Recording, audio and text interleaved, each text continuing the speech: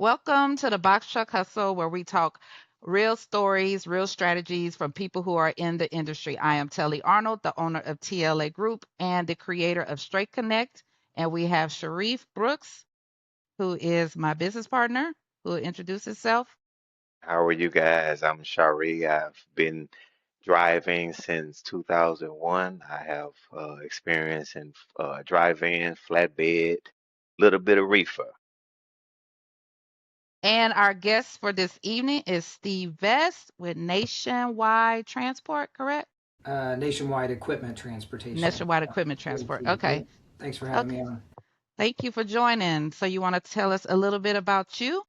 Yeah, I mean, obviously, hopefully, you guys see us on TikTok, and we make quite a few videos to educate folks out there, and we do a lot of box truckloads, so this will be a good conversation, I'm sure. But no, I'm the owner of the company. We've been in business 20 years. We're based out of Kansas City, and yeah, we've been doing this for a while now, so that's why I don't have any hair left. So. Hmm. I'm shocked I got hair left right now. Man, Our first year of trying to book loads and no brokers wanting to work with us. So, how did you get started in this wonderful transportation industry? Well, Derek, I know you joined in. I don't know if we can hear you yet or not, but hopefully we can get you on. Listen to. Now it sounds like hmm still ain't working. Darn. Well, actually, to be honest with you, been around trucks since I was a kid. My mom was a truck driver. She met my stepdad, who was a mechanic, and they got married and they started a trucking company. They had 13 trucks at one time. So yeah, I've been around dirty old man truck drivers since 1985 or so, I guess. When I was a young middle-aged kid and very impressionable. So I've seen a lot of things I probably shouldn't have. But yeah, it was good childhood growing up, being around the trucks, cleaning the shop, cleaning tools, riding with the drivers all over the country. I went lumping on docks all over Kansas City. I've been to the penitentiary in Leavenworth and been on the dock when I was 12 years old, lumping boxes. Been in a semi crash, almost died.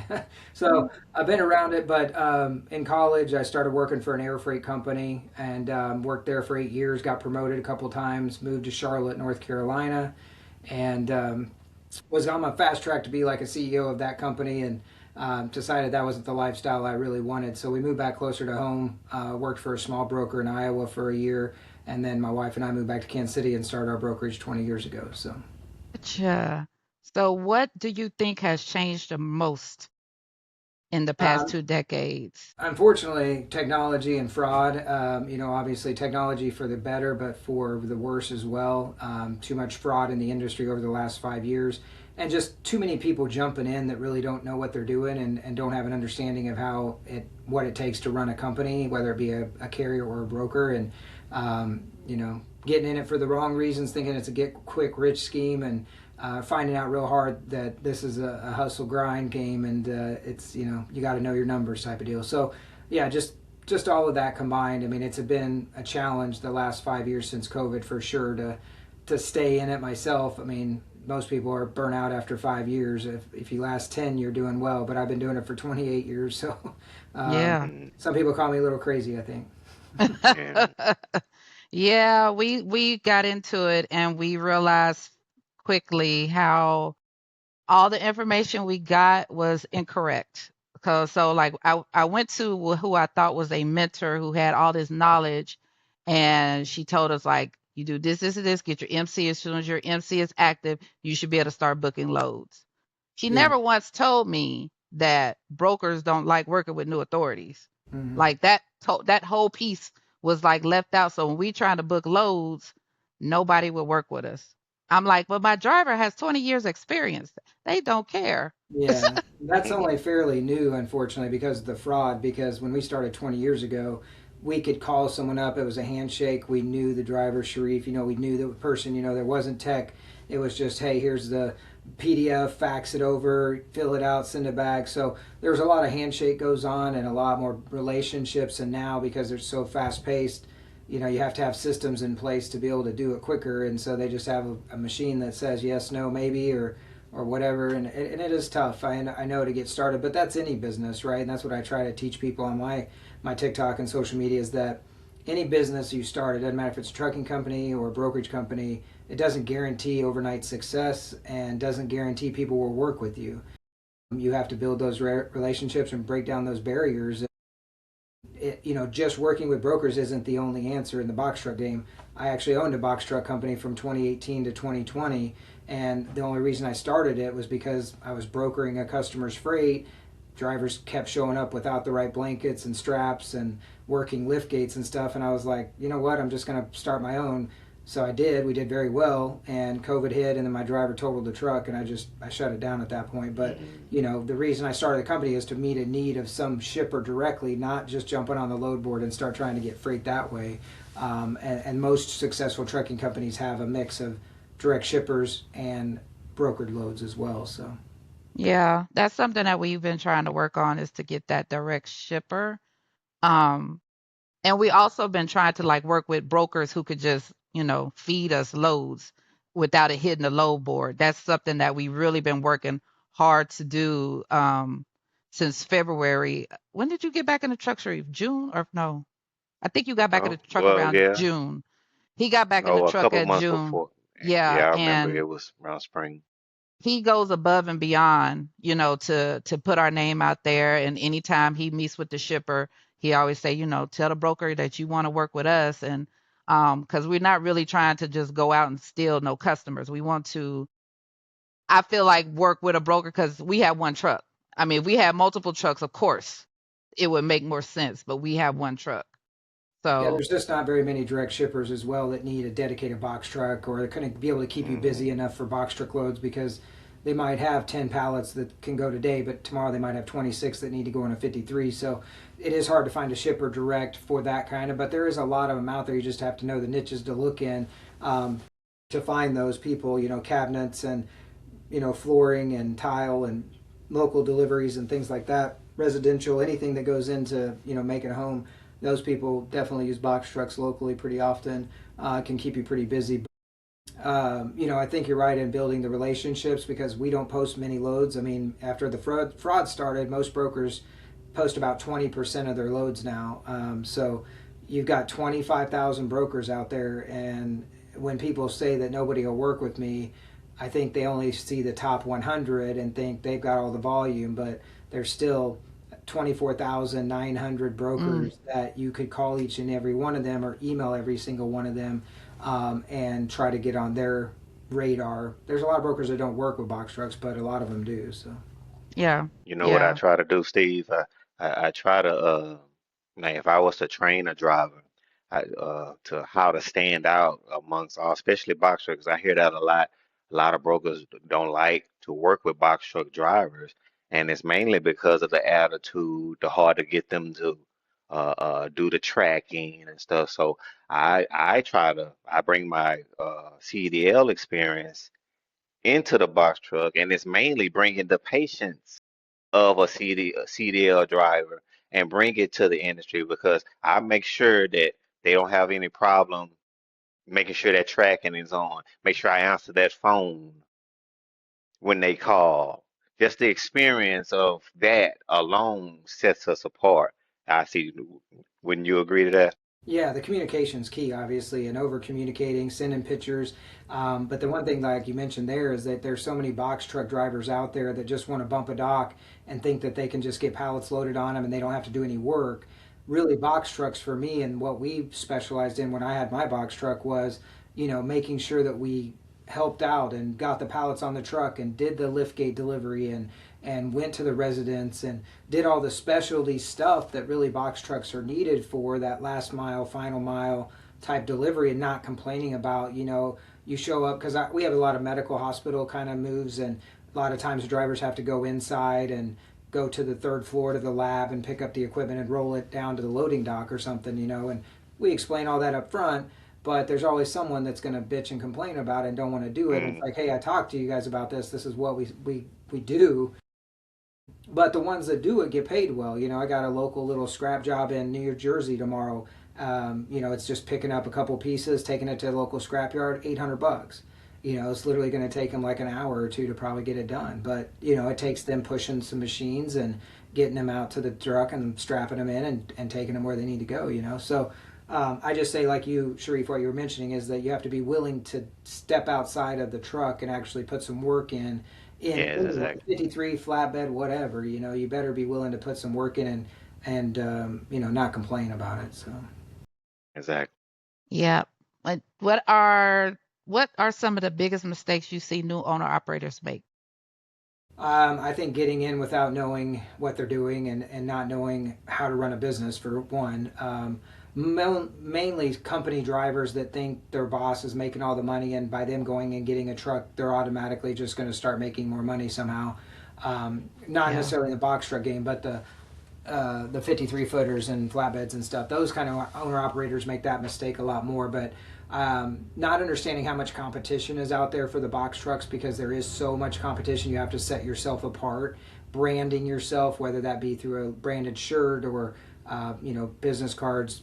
Hustling. Every time you make a delivery, there might be four or five other businesses next door that you could pass business cards out to while you're there real quick. Just being creative and marketing your company. So I think biggest thing is just business acumen and knowing how to run a business. I mean, I've been a successful owner for 20 years, multi-million dollar freight brokerage, and I think that you can do that as a box truck company. You can't just stay one box truck forever. And that's one thing I would tell you, Telly, is that you need to add more box trucks as you grow, Mhm. because if you stay small, you'll get eaten up eventually, and you'll end up going out of business. You always got to be growing and trying to scale to some degree. I mean, I'm not talking hundreds of trucks. I'm just talking, two, three, four, five. That way, you never have to say no, kind of deal. Because once you start saying no, then people won't come back, that kind of thing. So I think that's the biggest mistake, just not knowing how to run a business, Yeah. thinking I it's a can get see quick that. rich scheme, thinking they're going to jump in and make $1 million. A typical box truck can make 250 to $350,000 a year top end if you're over the road. Usually 150 to 200 is probably pretty accurate. But Yeah. the second year we were in, we were close to 225, and we probably could have done 300. The next year. So you can do it if you do it the right way. Yeah, I mean, we've been talking about a second truck. I think for us, which I did not see as being an issue until we got into it, is the drivers. Hiring reliable drivers Yeah, who is going to who's going to wear your brand in a positive way, who's going to make a positive interaction with the brokers and be on time. If I could clone Sharif, I would go get another truck without thinking about it. But that is where we struggle, is finding reliable drivers, because we've had some nightmare of drivers, because we had two trucks. We yeah. had a CDL gray box truck, and then we had a non-CDL. The CDL gray box truck was a lemon, so we had to get rid of it. It was dragging us down financially, and we just you know I think for me that's the hill I just not ready to jump over yet, I get because that completely, because yeah, drivers will ruin your company really quickly if you have the wrong ones. So Hmm. knowing the person before you hire them, friends, family, someone that you think can trust, and that will not do drugs and drink and do all the crazy stuff that some of these drivers do, not take care of your equipment and stuff. Yeah, that is the biggest challenge, really. You're right, 100%. So yeah, I don't envy you guys for that, for that reason, and that's one reason why I got out. Because once my driver wrecked the truck, totaled it out. It was brand new 2019 Freightliner. It was a great truck. oh, Had it logoed. It was a beautiful truck. Had it for about a year, and then he got T-boned up in Nebraska, and didn't hurt him. But for me, I wasn't able to separate safety of the driver from my personal life. So it's like I wanted to stay up until he got where he was supposed to go at 1 o'clock in the morning. I was always nervous about you know being there and getting and something bad happening, because you kill someone out there, you're liable. And yeah, it's just a tricky business for sure to get into. yeah, it is. I Yeah. mean, you don't think My about it when you anxiety. first. I sleep well because he's in the truck. Yeah, That's yeah, anybody Yeah, I was else, I'm talking losing about the sleep. anxiety we had when somebody else was in the truck. It's like waking up and checking that motive, making sure they were, make sure that laws were correct. And I don't know how many times I had to call and say, "Hey, you still off duty? What are you doing? You know what I'm saying? Pull over. You're not connected." And and then had to let them know how important how terrible one mistake on the log were. You were yeah. in trouble for 7 days after that. You have to. Because that's Mhm. how long that mistake is gonna stay with you. And if you get pulled over, I used to have to break it down to them. Yeah, the But safety scores will eat you up too. I mean, there's a lot of brokers that won't work with you if you have over 40% or 35% or 30% safety score. So, out of service, exactly. I mean, not safety, out of service, so it's just really and I tell people all the time too, and you guys are running Atlanta, Houston, and maybe Chicago, but like with the box truck game, you should be trying to stay within a 500-mile radius of your home base and saturate that market within 500 miles so that you know everybody and every player, whether that's a shipper or a broker. Because if you do that for a year or two in a 500-mile radius, you'll never have to worry about where your freight's coming from.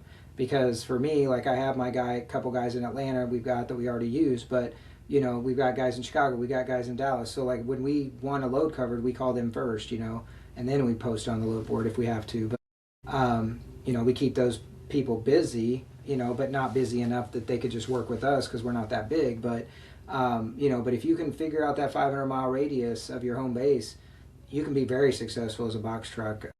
I think a lot of people fail because they want to bounce all over the country chasing freight, and that's not a strategy. That's just throwing a dart at a map and trying to be successful. A strategy is staying where you know everybody. Like Cheers, everybody knows your name. That's what Right. you hmm want. hmm Yeah, that makes And sense. and remember I used to say that Telly, I was like, you know what, I might have to, because like with Derek is in Atlanta. That's a nice mutual spot to be close, to be within six a day between everyone from the East Coast, from Chicago, from Florida. You're right there in the middle. And that's why I said that's us being in Houston is kind of a gray area because it get hot sometimes. The hottest spot to me in Texas is Dallas. Every time it was time for me to hit the road, I would sometimes just go up to Dallas because I know Metroplex has a lot going on and a lot of cities, a lot of stuff jumping. So that's where the freight really is jumping in Texas. So I do understand what you mean about that 500-mile radius, but us being in Texas, that 500-mile, like Dallas is Yeah, 300. As Austin is 150, but it's nothing really coming out. So we just sometimes I love the Midwest and Chicago because I can just stay in this. I told her, I said I need to set up shop up there for about 3 months and just sit down and we just run yeah. because everything is 300, 400 miles. Kansas City, St. Louis, Des Moines, Mm, Omaha, Minneapolis, great areas to be in with a box truck. I feel we did very well running up and down I-35. Our strategy was we didn't want to leave and be gone. We would do hotels, so we didn't have a sleeper, and we would only be out one night a week if necessary. That was we'd go to Minneapolis, spend the night, come back, have a load coming back the next day. And so that's how we did it. Or we'd go to Indianapolis or Chicago, and it would be a one-day run. And so that was where if your truck broke down, you weren't very far from home. You could easily maybe limp home, or you could get a tow truck or whatever, or the mechanics in the area, whatever. And so if you're all the way in California though, and you have a family emergency as well, how much harder is it for you to get home? So Right. that 500 miles was like for me the niche of like I'm gonna stay close to home to where if something happens, I can fix it a little bit easier. So Gotcha. it's funny to hear it. I tell it, to hear it from somebody, you know, it, it's a brighter light. yeah, because like Atlanta, I mean, I-95 up Atlanta, man, and Chicago. I mean, to Dallas and back. I mean, there's so much freight in those lanes are just hot all the time, and hmm you just have to know where the people are at and start making connections with all the brokers and hopefully seeing the loads when they do get posted. There's 25,000 people, so if you tried to call 50 of them a week, it would take you a whole year or Yeah. more, probably 50 a day, and you still wouldn't call them all, right? So Right. I don't Yeah. know. I don't know the math on that. I'm gonna do the math. 25,000 divided by 365. You'd have to call 68 of them a day. So No, you don't have it handy. yeah, No, it's not right there. I had to pull up the calculator on my No, computer. but the calculator is handy. Yeah. There, Well, trust me, I'm a numbers guy. You got to know your numbers, man. That's another you thing. there right. Yeah. You got, especially with fuel right now. We were talking about it before we came on, but Okay, so listen, Steve, I got a question. Okay, so you being a broker, when you see, I'm sure you were predicting what's getting ready to happen before it actually hit news. So what's the procedure, what's the atmosphere when you as brokers start feeling the heat from us as carriers when we're like when the bid time? Yeah. What's that process like? So actually, in 2022, I started having a feeling that something wasn't going to go right for the next couple of years. I've seen this 4 year swale going many times over 20 years. So I started to plan to work from home. And so I got rid of our office here in Kansas City. I sent everybody home. We started working from home in January of 2023. I'm so glad that we did because 23 and 24, as you guys know, the market was horrible, not only for you guys, but for us as well. It just wasn't as lucrative as the previous couple years. And so 25 was a little bit of a rebound year for us, better than most. People were still down 20, 30% last year. We ended up above our year to year growth. And then this year will be double what we were last year because of our rapid expansion growth that we're having right now. But when it comes to fuel, most people don't understand, especially in the box truck game, you're dealing with spot market freight most of the time. You're not going to have very much contracted freight there. There might be some that I don't know about that I've never seen, but most of it's spot market partials, that we would put on a 53 if we could, but then a ton of people started getting box trucks, and so it just made it easier to put them on box trucks. And so we started doing that. The problem is with a box truck, you get about the same fuel mileage that a semi gets, which is not good because you can't haul as much freight. But box trucks and Sprinter vans were, when I started, mainly for expedited, specialty, white glove kind of service. Last final mile, white, that kind of stuff. Then brokers started trying to use them for all the, and box trucks were desperate, so they would start taking $1 per mile. Well, you're not making very much money, $1 per mile, $1.50 per mile. But when it comes to the fuel prices, yes, we started feeling it December. We kind of started feeling the rumblings a little bit. It was harder to cover loads. Then you had not only the fuel prices go up, but then you had the non-domiciled CDLs. You had the mass deportation of illegals, which a lot of those guys were truck drivers. The non-domiciled CDLs is way bigger than the numbers they're reporting, in my opinion. They're saying 200,000, 300,000. I believe it was probably closer to a million or more Mm. Mm, that were either here with non-domiciled CDLs or that were here with fake CDLs from those CDL mills that they've been shutting down, or were here and overstayed their stay for years. Okay, there were probably 500,000 to 1,000,000 of those kind of people in semis that overstayed their stays of their green card visas, whatever. The government wasn't doing a very good job of kicking them back out of the country, mm-hmm. and so those people, I'm pretty confident in stating it's probably closer to 1,000,000. And I feel like most of those guys have left the CDL game and now are going into the box trucks and the Sprinter vans because they don't think they're going to get pulled over or deported maybe as much. So we're seeing an influx of those people in those especially Sprinter vans, but some in the box trucks. But I think a lot of that left the market at the exact same time the fuel thing started taking off. So I've had a couple of posts this week on TikTok do very well because I'm talking about this exact same thing, is that we push back on our customers and the shippers are ultimately the ones that are going to decide whether or not they're going to do business with you based on a price. I had a guy bid a load on in January coming in from Puerto Rico. It's been sitting in Jacksonville for over a week now because I couldn't find a truck at the budgeted price to get it to Minnesota. I'm actually going to end up probably breaking even or maybe losing some money on that deal because he wouldn't go up in the price. I had another client. We have a load from Dallas to Kansas, from Kansas City to Dallas like once a month, and we've been doing it for X price for years. Well, they're like, we're not going up on that price. We'll just wait until price comes back or someone's desperate and they'll take it. Mm, Had Mm. another one today. We have a Sprinter van that we do from Chicago to West Virginia through Cincinnati and back Tuesday to Thursday. That we have a lady that does it for us. Earlier this week, I was starting to talk to the sales guy, and I was like, we probably should offer her a little bit more money for fuel because the prices have gone up. And right when we said that, the next morning she had emailed us before we'd even said anything to her. She was very polite and she asked professionally, like, hey, we need to get an adjustment. We're like, yeah, it's funny enough, your ears must have been burning because we had already started talking about doing that. We went back to the shipper, right, and asked them for $100. That's all we asked them for was $100. And they were like, we got to get 5 managers approval to get that. And I was like, 5 managers for $100? Are you kidding me? Like, a couple hours later they came back and said, yeah, that's fine because she's been doing a great job. She's been on time for 3 months in a row, never had a late, whatever, knock on wood. And I think they knew, like, okay, this is legit. Like, we're not just trying to gouge them, right? Right. Anybody can see the price of the pumps up. So, I mean, We go back to our Exactly. customers. We don't always get it though. You know, they can go to the next broker and get them to lose money for a little while because maybe that's their strategy. I don't think there's many brokers out there that are doing that right now because margins are so thin. But you know, it is a struggle sometimes to get shippers to pay. You know, and you'll Mm. find that out if you get direct shippers. You know, you think brokers are the ones that decide the price, but at It's the the end of the day, shipper. it's what the shipper's Yeah, willing to pay. I Yeah. agree. I can imagine that world between, there's a whole nother world between you and the shippers.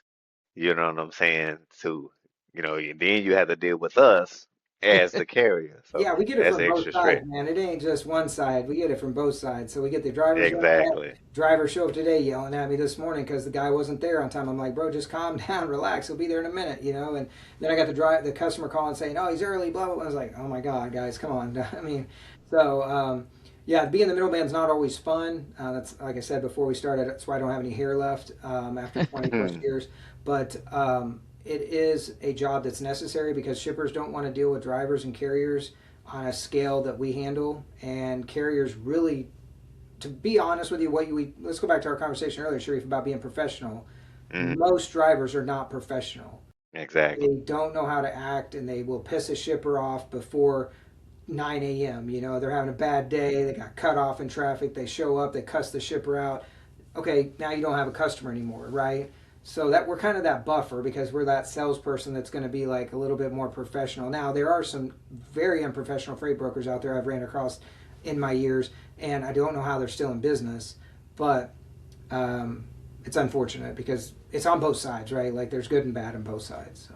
Yeah. And I and can that's where I imagine. try to give that relief. Sorry, telling Go ahead. on the driver's side because I know how I feel to be a driver, but I know how drivers are. I know how emotional. You see it at the truck stop, so I know that's my strategy on try to separate TLA group from everyone else is that little interaction I have with a broker when he's giving me the tracking, when he's giving me the information, when I tell him, hey, when they ask me a question, I know the questions that makes a truck driver mad. Hey, what time are you gonna be there tomorrow? Okay, when you ask me that, the average truck driver like, no, aren't you tracking me?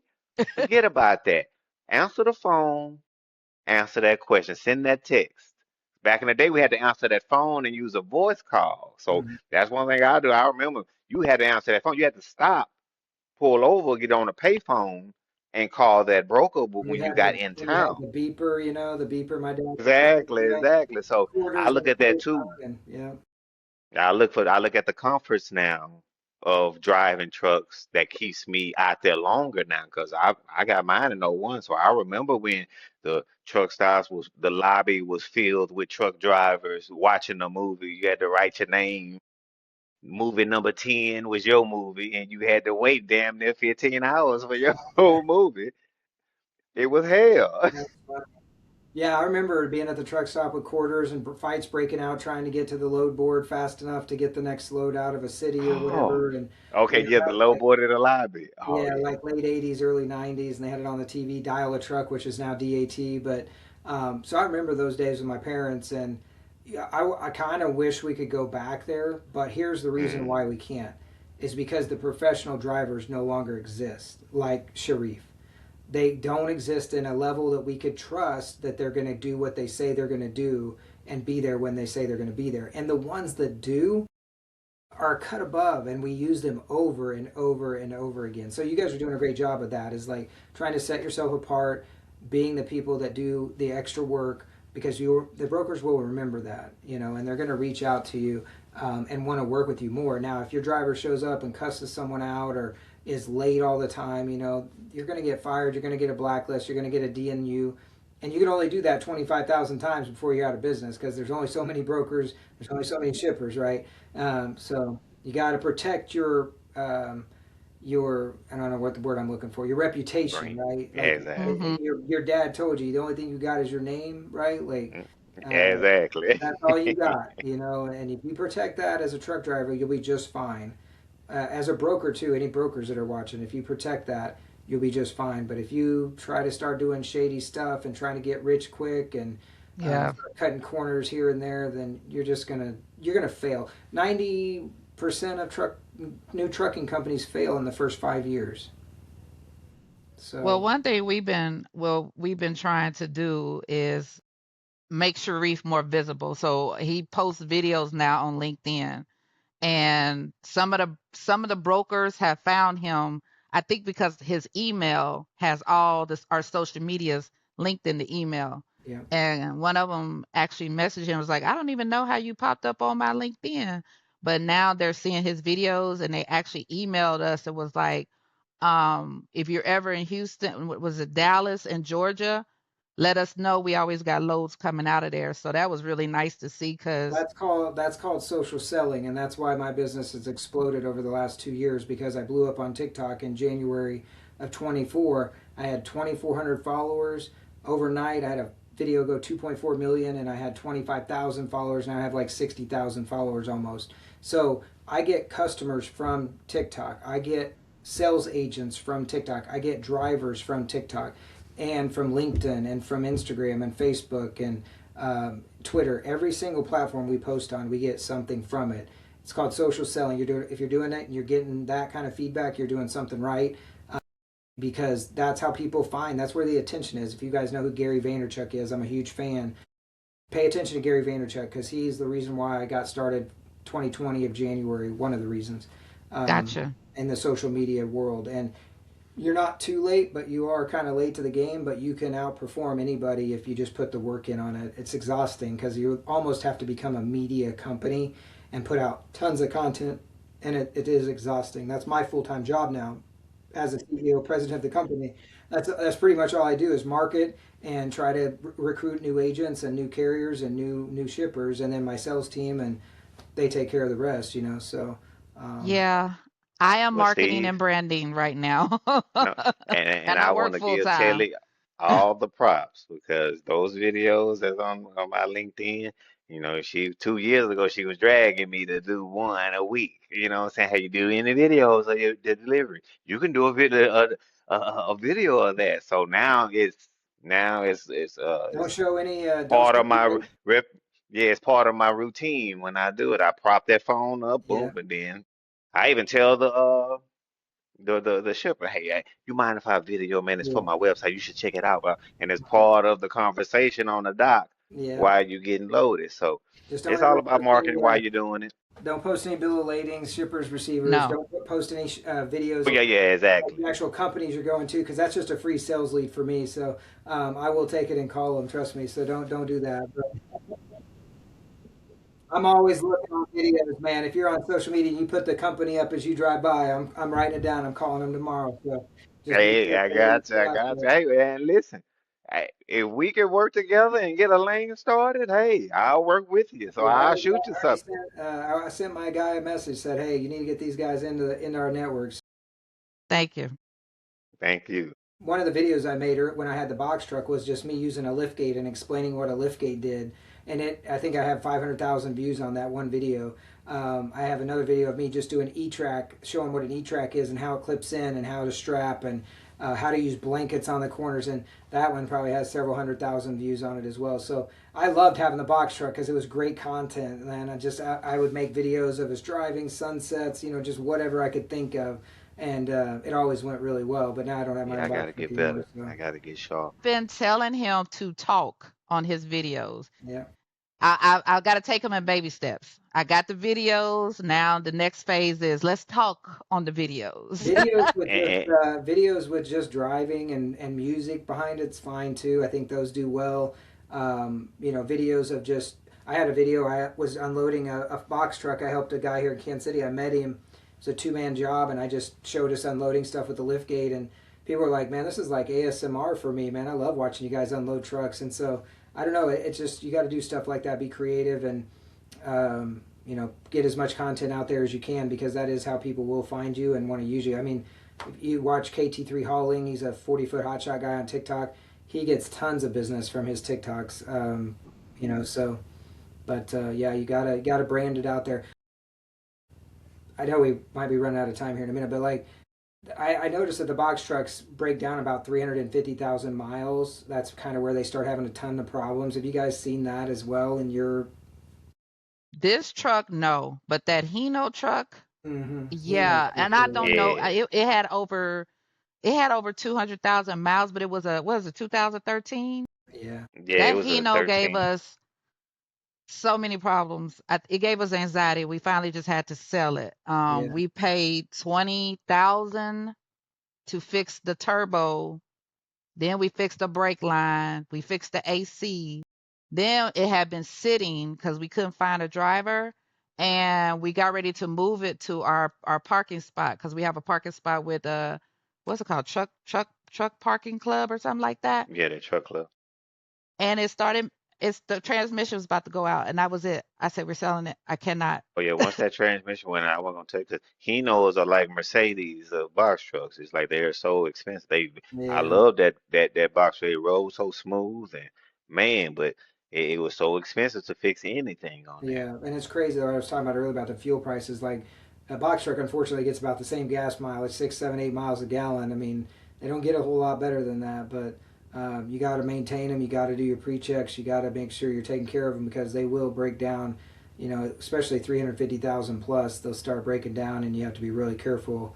Like I said, being too far away from home or not maintaining that regen and all that crap that you have to deal with. Yeah, Yeah. that worst time, that worst part times alone. possible too, right? Man, don't talk Listen, about the I regen. ran, Steve, let me tell you how good I am. I hate to pat myself on the back. I ran that box truck all the way up to North Michigan, and the regen was acting up. So every 3 hours, I had to pull over for like 3 months and regen because it was messing up. So it wouldn't go as long as a regular box truck before regen. So tell it, I never late. I will pull over, boop, boop, regen, go, and That boy. was it really cold? Oh yeah, we Yeah, was up there in North Mid. that's why those It was box so. trucks with that regen, they'll get cold with that DEF fuel, and it'll Oh, it gel up was. on them, and they'll yeah. When you get back into warmer weather, it's fine, but like the only time we ever had problems when we go to Chicago or Minnesota, like -10 or something. There we go. Yeah, Yeah, We she started having said problems with the M2. We yeah, started coming having back problems down with to the this truck warm with the. weather, it I started was like, acting up. I yeah, said, don't like it. I don't like it up there. It's a yeah, southern truck. That's all I can yeah, say. yeah, No, exactly. no, Steve. I said this truck is a female. She Yeah, booted. Cause she would come down on 55. Next yeah. thing you know, that light came on. I was like, oh, it's getting warm. She's like, ah, you That's know. So, that's Steve, I want to something. ask you about the Broker Carrier Summit. What do you recommend box truck owners go? Because I know we're not going to make it to the one in Kansas, but I think the next one is going to be in Dallas, Yeah, which we're going yeah. to try to make to. Do you think it's a I think it's a great event. I know they'll be here in Kansas City, and I do plan on attending, and I've been to most of them and promoted it heavily and gotten a lot of trucks there. I know there's a lot of 53-foot van trailer carriers there, and they do make a lot of deals. I don't know about box trucks. I did meet some Sprinter van people there last time. They did pretty well. I would assume a box truck could go in and meet and network some brokers that are there because there's 500 people there. mhm. But the one thing that I will say about the event is you're going to have education. You're going to meet people you might not normally meet that you can learn from, and that's the biggest takeaway I think from the Broker Carrier Summit or any kind of conferences you go to, Matt's or the truck show in Dallas or Houston, whenever that's going to be. I'm going to be down there for that in July, I think. July? Yeah, I just got our tickets. Yeah, I'll be there for that. So, I'm but in like, Houston. yeah, Yeah. yeah, it's in We Houston. need to have a TLA group post a show barbecue the Yeah, next there you day. go, You there you know, go. bring. I'm gonna pass out flowers. We're gonna bring A post party to take barbecue for to all Telly, the brokers to Telly. come in and Yeah, butter you y'all should. up. You know. Totally. Totally, you should. But yeah, I think it's a good education. The Broker Carrier Okay. Summit, I definitely would recommend it to anybody. It's a little bit on the more expensive side, but if you can get it for the early entry price of around 500 or 600 bucks, you'll get more value out of that just from the education and networking part of it. I mean, I met some lawyers in Orlando, I think it was the last one, that I needed to do some contracts, and I met some other people that do insurance and different things like that that I can refer people to. So it was good. Yeah, definitely would recommend it.